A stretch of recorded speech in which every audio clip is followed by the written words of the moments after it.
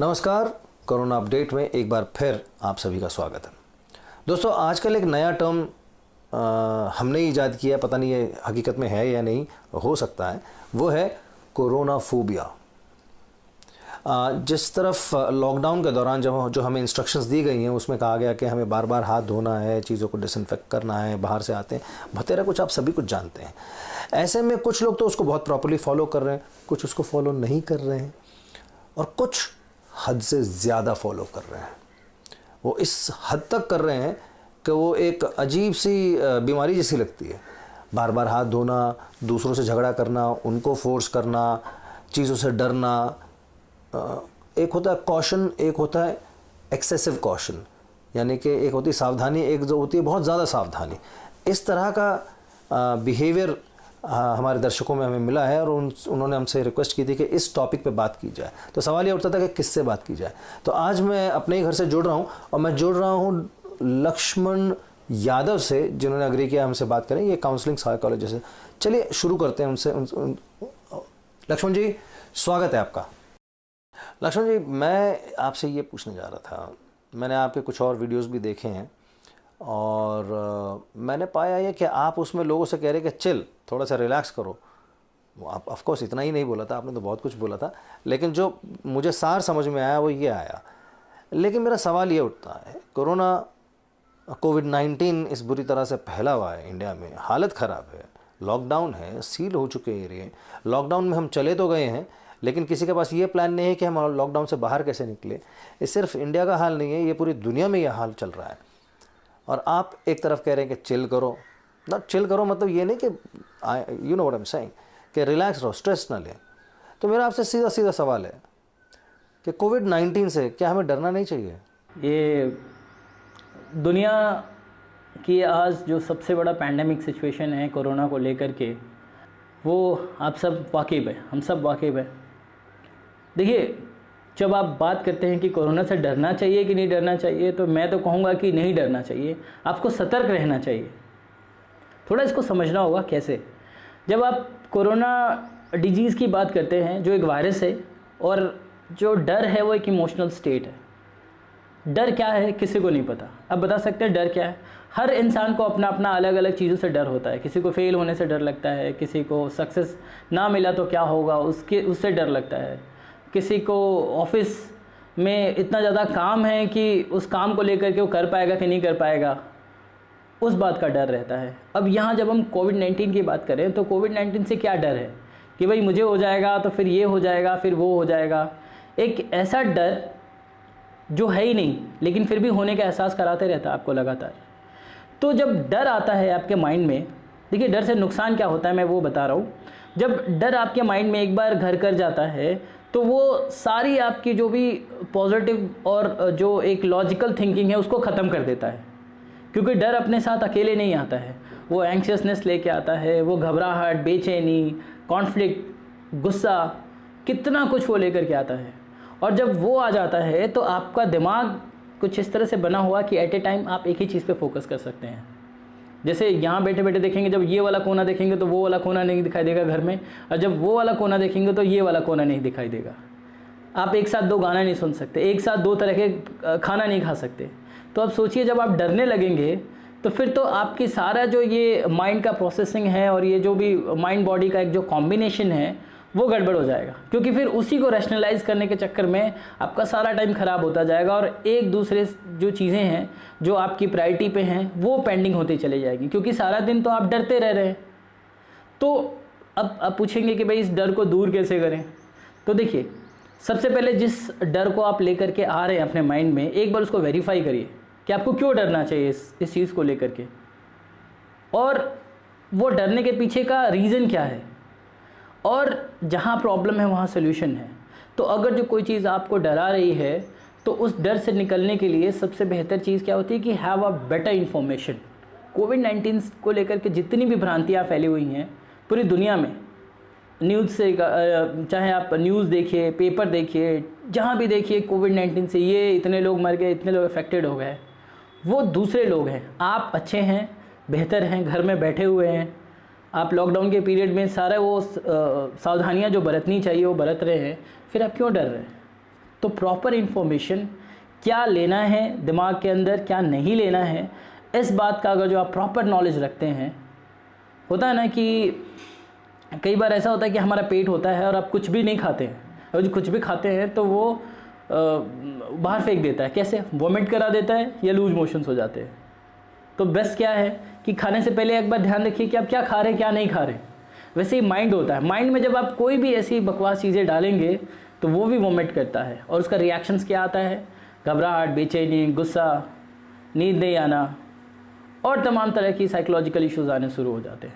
तो डरिए मत, आप सही जानकारी रखिए और उस जानकारी को कैसे अप्लाई करना है अपने लिए, अपने आसपास के लोगों के लिए, अपने घर के लोगों के लिए, उस पर ज़्यादा फोकस करिए। डर पे फोकस करेंगे, दिमाग का कंसंट्रेशन लूज़ हो जाएगा, और एक बार कंसंट्रेशन लूज़ हो गया तो आप किसी भी चीज़ पे फोकस ही नहीं कर सकते।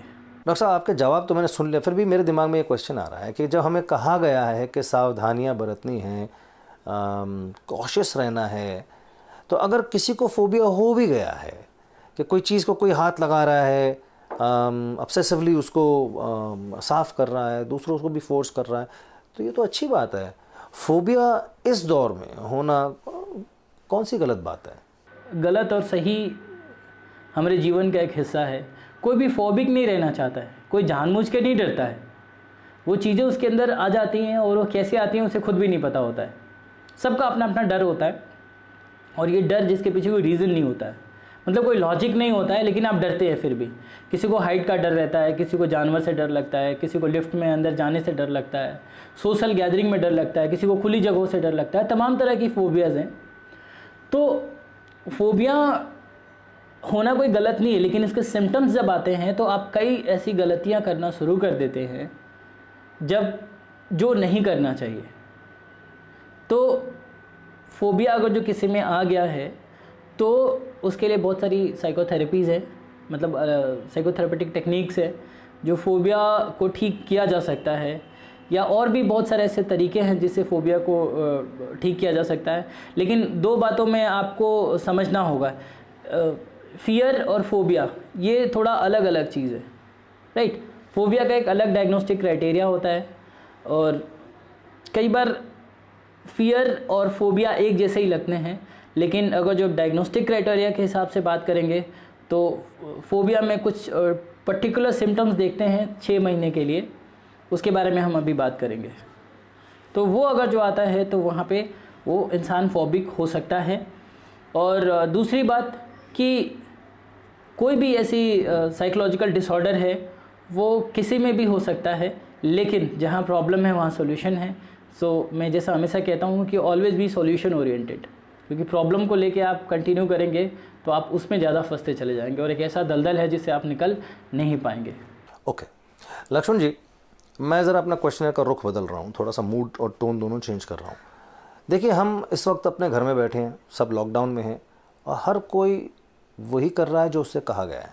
तो हम सब अपनी तरफ से सही काम कर रहे हैं, जो जो कहा गया हम कर रहे हैं, अपनी तरफ से कर रहे हैं, सही कर रहे हैं। लेकिन ऐसे में हम क्या गलतियाँ कर रहे हैं, क्या इस पर रोशनी डाल सकते हैं आप? आपने एक बात कही थी कि हम सब अपने अपने तरीके से सही कर रहे हैं। देखिए, कई बार ज़रूरी नहीं है कि जो हमारा तरीका है वो आइडियल वे है। कई बार डिमांड कुछ और होता है, सिचुएशन में आप कर कुछ और रहे होते हैं। हम सब घरों में बैठे हैं, इसके लिए सबका बहुत बहुत शुक्रिया, बहुत बहुत धन्यवाद कि इस लॉकडाउन के पीरियड में आप लॉकडाउन के जो भी इंफॉर्मेशन है या जो भी दिशा निर्देशन दिया गया है उसके अकॉर्डिंग आप घर में उसका पालन कर रहे हैं। जाहिर सी बात है कि बहुत सारे लोग ऐसे हैं जो शुरू से ही बाहर रहे, मतलब काम के सिलसिले में, पढ़ाई के लेकर के, या मतलब हम सब लोग कहीं ना कहीं अपने अपने कामों से घरों से बाहर निकलते हैं। लेकिन अभी एक ऐसा पीरियड आ गया है कि आपको घर में बैठना पड़ रहा है, मतलब आपका दिमाग की जो ट्रेनिंग है वो इस तरह से मिली है कि अंदर बाहर बाहर अंदर। कई बार लोग ज़्यादा घूमते हैं, अब ऑल ऑफ सडन आपको घर के अंदर पैक कर दिया गया है आपके हिसाब से, क्योंकि इसमें आपकी सेफ्टी है। तो हुआ क्या है कि जब अचानक आप घर में बैठ गए हैं तो कुछ दिन तक तो ठीक रहा, लेकिन एक टाइम के बाद अब ये आपका दिमाग रेडी नहीं है इस चीज़ को एक्सेप्ट करने के लिए।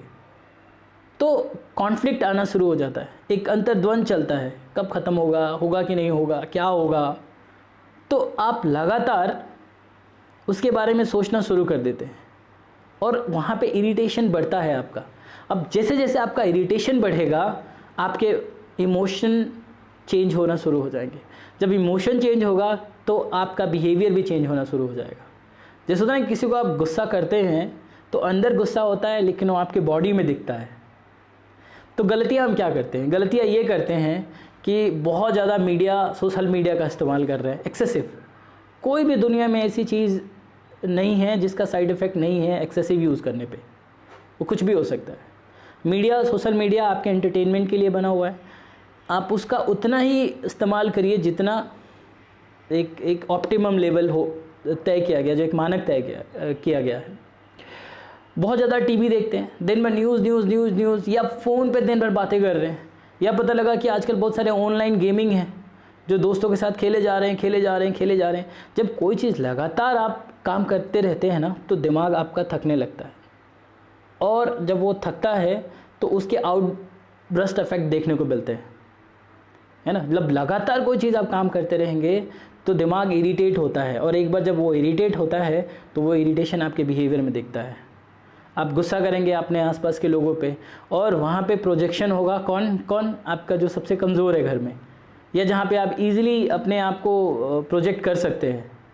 आपके पास 24 घंटे हैं, 8 से 9 घंटा आप सोते हैं, उसके अलावा आप न्यूज़पेपर पढ़ना और जो भी छोटी मोटी एक्टिविटीज़ लाइक हेल्थ हाइजीन का ख्याल रखना, आपके पास टोटल 4 से 5 घंटा ही होता है। उस 5 घंटे को आपको मैनेज करना है और ज़्यादा कुछ नहीं करना है। गलती हम कहाँ कर रहे हैं, एक बार फिर से मैं बता दूं, गलती कर रहे हैं excessive social media, excessive phone का यूज़ बात करने में, या जैसे कह सकते हैं बहुत ज़्यादा स्क्रीन एडिक्टेड होना, चाहे वो टीवी का स्क्रीन हो, चाहे मोबाइल का स्क्रीन हो, या ये जो एक मौका मिला है वो हम यूटिलाइज़ नहीं कर रहे। नहीं लक्ष्मण जी, एक बात बहुत अच्छी है आपकी कि आप जब बात एक्सप्लेन कर रहे हैं, it makes a lot of sense आप जो कह रहे हैं।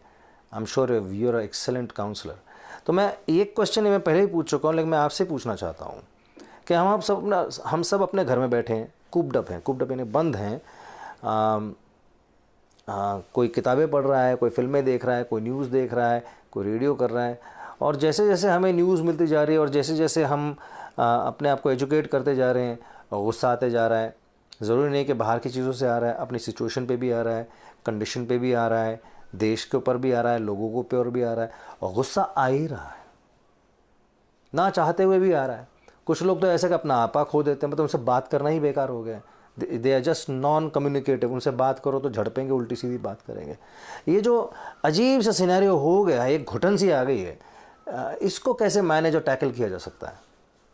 देखिए, 2 बातें हैं। सबसे पहले कि गुस्सा आ रहा है या गुस्सा लेकर आ रहे हैं आप। गुस्सा कब आता है? आज के टाइम का देखेंगे, 21वीं शताब्दी का सबसे बड़ी प्रॉब्लम है गुस्सा आना। चाहे वो छोटा बच्चा हो, बूढ़ा आदमी हो, जवान हो, सबको गुस्सा आता है, और हर बात पे गुस्सा आता है। क्यों आता है? क्योंकि अनकॉन्शियस लेवल में आपके दिमाग में वो सारे ऐसे स्टेटमेंट आप बना के रखे हैं जिसको हम प्री कंसीव नोशन कहते हैं, कि चीज़ें ऐसी नहीं होनी चाहिए, ऐसी होनी चाहिए, मतलब इसका ये परफेक्शन लेवल होना चाहिए, उसको ये समझना चाहिए, चाहिए चाहिए चाहिए चाहिए। क्योंकि आप हमेशा एक डिमांड के फेज़ में रहते हैं कि मुझे ये चाहिए, मुझे वो चाहिए, उसको ऐसा समझना चाहिए, और हमेशा ये एक्सपेक्ट करते हैं कि जैसा मैं सोच रहा हूँ वैसा अगला वो समझ जाए मेरी सोच को। तो ये कैसे पॉसिबल है? मैं क्या सोचता हूँ, मैं क्या समझता हूँ, ये सिर्फ मैं ही जानता हूँ, क्योंकि ये दिमाग अंदर से काम करता है।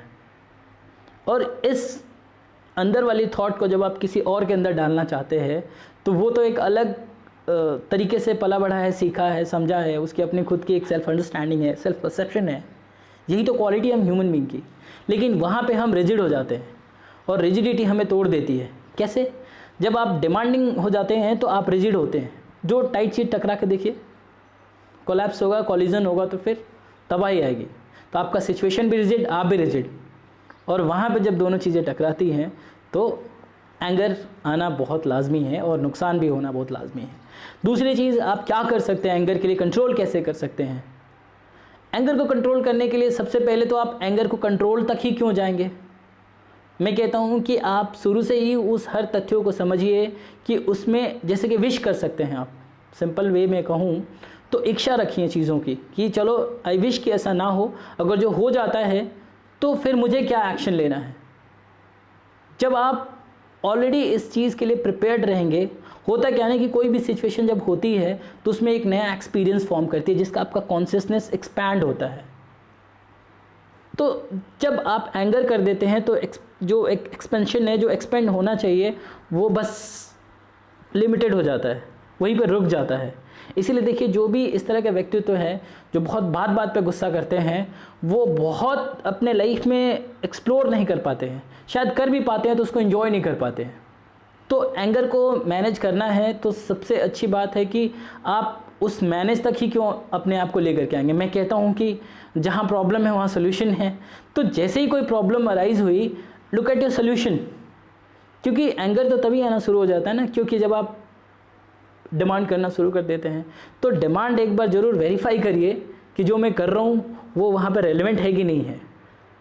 कई बार होता है ना कि आप एग्जाम्पल के तौर पे देखिए, बहुत कमाल की ये बात है कि आप बनिया की दुकान पे जाके कहें कि भैया मुझे 2 जोड़ी जूते दे दो।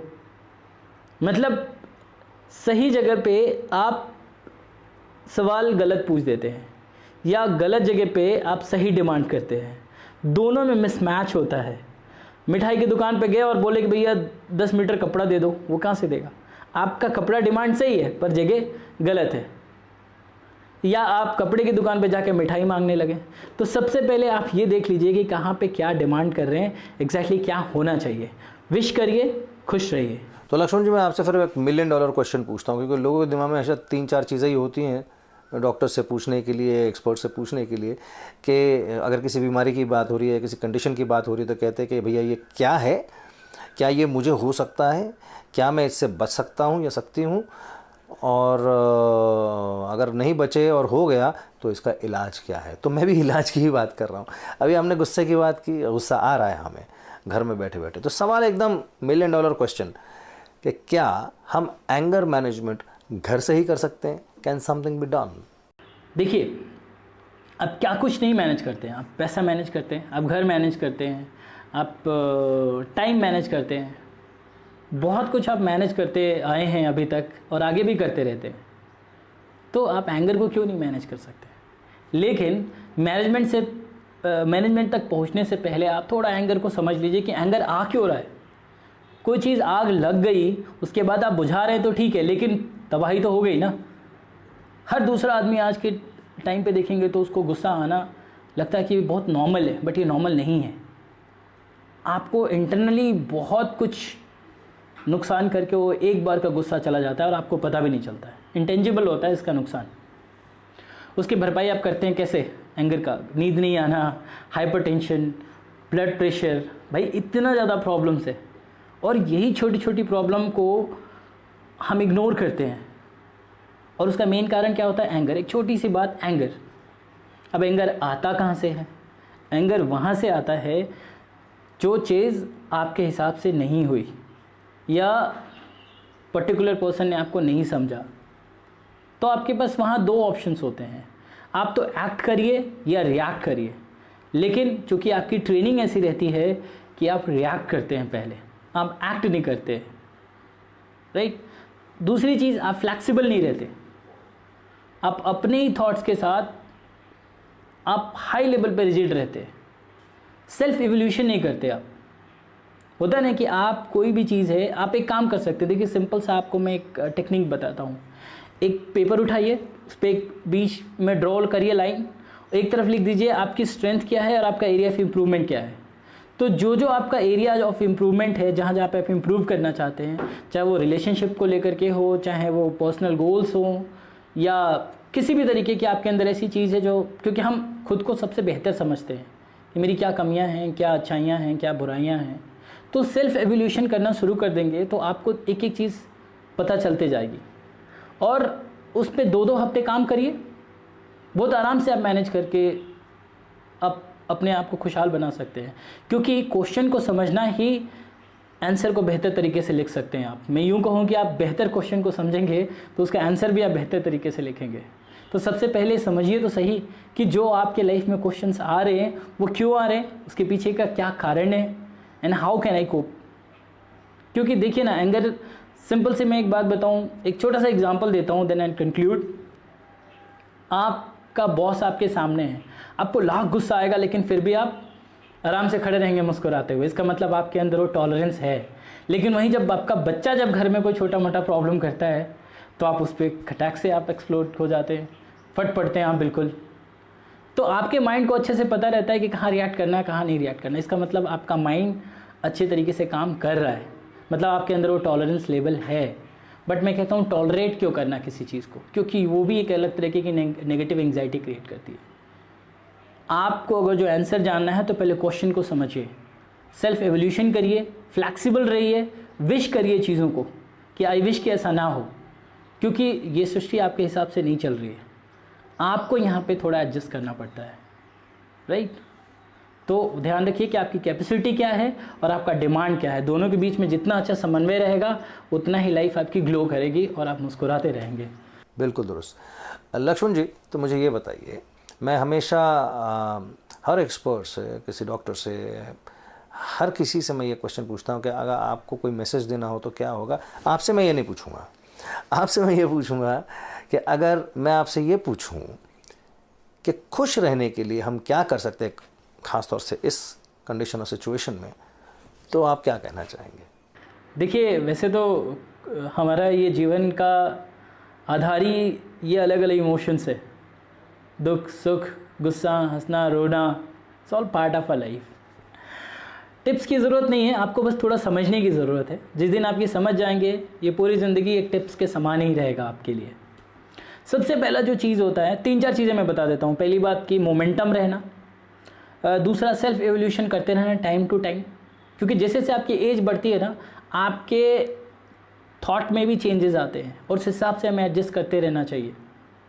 तो सबसे पहले मैं मोमेंटम रहने वाली बात बताता हूँ आपको। मोमेंटम रहने का मतलब है कि आप उस मोमेंट में रहिए, क्योंकि कोई भी चीज़ लाइफ से इम्पॉर्टेंट नहीं है और आप यहाँ आए हैं ज़िंदगी को जीने के लिए। तो आप एक बात का ध्यान रखिए कि आप रोज़ मर मर के जी रहे हैं या जी के मरेंगे। मरना तो सबको एक दिन है। तो इस दौरान जो एक स्टार्ट लाइन है, एक फिनिश लाइन है, इसके बीच में आप कैसा परफॉर्म करते हैं। अब परफॉर्म आप तभी बेहतर कर पाएंगे जब आप खुद को समझेंगे, खुद को जानेंगे। जितना आप सेल्फ को जानेंगे, सेल्फ फोकस रहिए। आप ये जब एक्सपेक्टेशन छोड़ देंगे ना किसी से कि वो मेरे बारे में क्या सोच रहा है या उसको ऐसा होना चाहिए, ऐसा होना चाहिए, तो फिर वही मैं बात आपको बताया था कि कोई भी ऐसी मशीन नहीं है कि आप क्या सोचते हो बता पाए।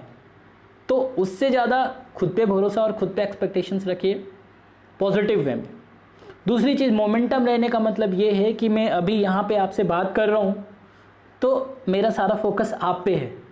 मैं भाई के साथ हूँ तो भाई की तरह, माँ के साथ हूँ तो एक बेटे की तरह, वाइफ के साथ हूँ एक हस्बैंड की तरह, अगर जो मैं क्लास में हूँ तो एक स्टूडेंट की तरह, अगर जो मैं टीचर हूँ, पढ़ा रहा हूँ तो एक टीचर की तरह। मतलब जहाँ आप हैं कोशिश करिए कि आप फुल प्रेजेंट रहिए वहीं पर, और टाइम टू टाइम बाकी की जो चीज़ें हैं जो लाइफ को और आपको फ्लॉलेस बनाती हैं उस पर ज़्यादा फोकस करिए। वो कौन कौन सी चीज़ें हैं, इवेलुएट करिए कि आपका एरिया ऑफ इम्प्रूवमेंट कौन कौन से है जहाँ पे आप इम्प्रूव करना चाहते हैं। आप एक एक 2-2 हफ्ते उस पर काम करिए ना।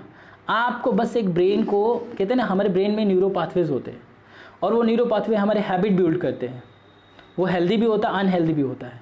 और इसको बनने में 3 से 4 हफ्ते लगते हैं। मतलब आप कार चलाना सीखते हैं, आप देखिए 1 महीने में सीख जाएंगे। आप बाइक चलाना सीखते हैं, कुछ खाना बनाना सीखते हैं, तो खुश रहना भी तो आसान, बहुत आसान है। जिस दिन ये सीख जाएंगे कि हमको कैसे रहना है यहाँ पे, क्या चीज़ों को इंक्लूड करना है, क्या एक्सक्लूड करना है, कौन सी ऐसी चीज़ है जो मेरे गोल को अचीव करने में हेल्प कर रही है या उसमें हर्डल क्रिएट कर रही है, आपके पास एक बहुत स्ट्रॉन्ग डिसीजन मेकिंग होना चाहिए कि आप खुद की खुशी के लिए आप क्या चीज़ सेक्रीफाइस कर सकते हैं। और जब आप खुद खुश रहते हैं तो आपके आसपास सभी लोग खुश रहते हैं, क्योंकि फिर वो आपके वाइब्रेशंस इस पूरे वातावरण में मूव करती है और हर कोई आपको एंजॉय करना चाहता है। तो खुश रहना आपका जन्म सिद्ध अधिकार है। मोमेंटम रहिए, सेल्फ एवोल्यूशन करते रहिए, दूसरों से एक्सपेक्टेशन छोड़ दीजिए और जितना हो सके आप प्रेजेंट में रहिए। आप इमेजिनेशन मत फॉर्म करिए पास्ट के बेसिस पे। जो गुजरा वो आपका बीता हुआ है, आने वाला आपको पता नहीं है, जो है अभी है, तो अभी को एंजॉय करते हैं ना फुल ऑन। लक्ष्मण जी, आपने अपना वक्त निकाला, हमसे जुड़े, अपना टाइम दिया और अपनी वैल्यूबल इन्फॉर्मेशन हमको दी है। ये मेरे भी काम की बहुत चीज़ है, क्योंकि मैं भी अपना आपा खो रहा था। But I am feeling better now. आपसे बात सुनने के बाद में ऐसा लगता है कि इतना बड़ा कोई इशू है नहीं, अगर तरीके से सोचा जाए तो इसको हैंडल किया जा सकता है। ये आपसे बात करने के बाद ही महसूस हो रहा है। Well, thank you very much हमसे जुड़ने के लिए। आपका बहुत बहुत शुक्रिया, आपने मुझे यहाँ इनवाइट किया। इतनी सारी जो साइकोलॉजिकल पर्सपेक्टिव है कोविड-19 से रिलेटेड शेयर करने का मुझे मौका दिया। आप सब अपना ख्याल रखें, फिजिकल डिस्टेंसिंग बनाए रखें। इस लॉकडाउन के जो भी रूल रेगुलेशन है उसको आप फॉलो करिए, घर में रहिए, मुस्कुराते रहिए, और कभी कोई प्रॉब्लम आए तो you can contact me on 9696384984। और अपना और अपने आसपास के सभी लोगों का ख्याल रखें। Thank you so much. नमस्कार। सो दोस्तों, आप समझ ही गए होंगे कि हमें क्या सोचना है, क्या करना है, किस तरह से सोचना है, कैसे अपने गुस्से पे काबू रखना है। आज का एपिसोड तो बहुत काम का था। आई एम श्योर बहुत लोगों के काम पे कोई एक्सेप्ट नहीं करेगा, लेकिन हाँ, था तो बहुत काम का। वेल, आज के लिए बस इतना ही। मैं अगली बार फिर मिलूँगा एक नए एक्सपर्ट के साथ, एक इंटरेस्टिंग से टॉपिक के साथ, अच्छे अच्छे क्वेश्चंस, आप ही के क्वेश्चंस के साथ, और देखते हैं वो जवाब क्या देते हैं। लेकिन ये सब होगा अगले एपिसोड में।